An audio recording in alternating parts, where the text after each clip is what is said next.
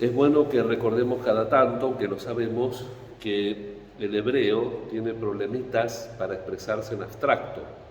Entonces, cuando nos quiere enseñar que la creación es de la nada, ex nihilo, como decimos en latín, nosotros podemos decir de la nada, no pasa nada, decimos de la nada y entendemos.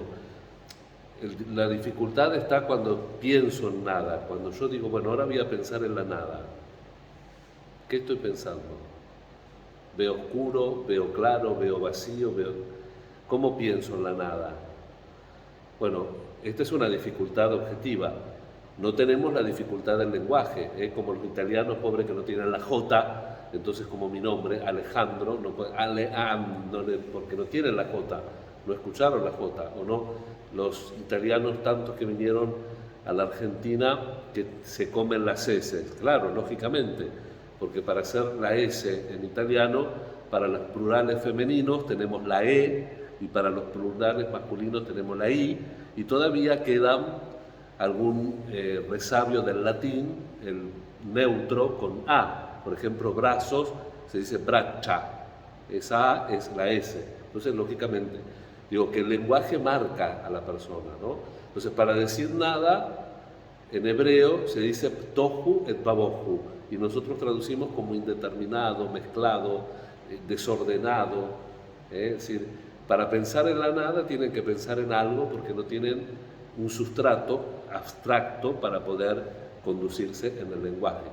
Y eso hace que, por ejemplo, las expresiones de la misericordia de Dios no sean tan rápidamente entendibles. Por ejemplo, ¿cuál fue el criterio que eligió a la familia de Noé y no a otros para expresar la misericordia? Dios que no quiere, a pesar de que el mal, dice, se agravó de tal forma que dice, Dios, voy a terminar con todo. Y hoy, para expresar la misericordia, elige una familia, unos días de diluvio, la pedagogía, ¿no?, de Dios, la sincatábasis.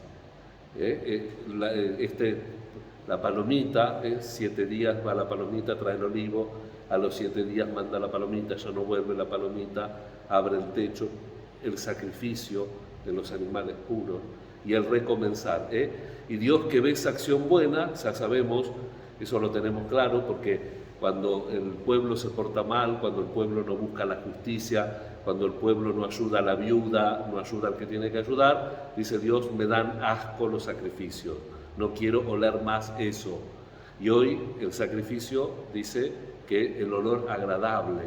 ¿Por qué? Porque las acciones que no sabemos de esas familias eran agradables. Sin ser perfectas, eran agradables. Entonces, esto lo que va es dolorosa para el Señor la muerte de sus fieles, pero Él nos dio libertad.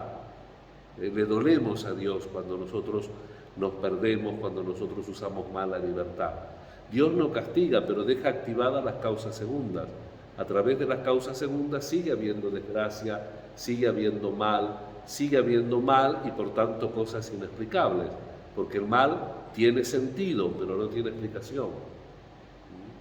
Así que el Señor quiere que veamos. Ayer le recriminaba a los discípulos que todavía no se dan cuenta cuánto están peleando por un pancito. Yo les digo, tienen que ser la levadura en un mundo que cada vez va peor y ustedes se pelean por un pancito. ¿Cuánto les multiplico? Cuando le di a comer 5.000, ¿cuántas canastas? Cuando le di a comer y todavía no entienden.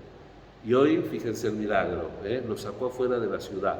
A veces tenemos que cambiar la perspectiva para entender la palabra de Dios.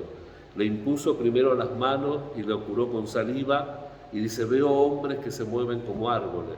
Y después otra vez le tuvo que poner las manos, la pedagogía divina.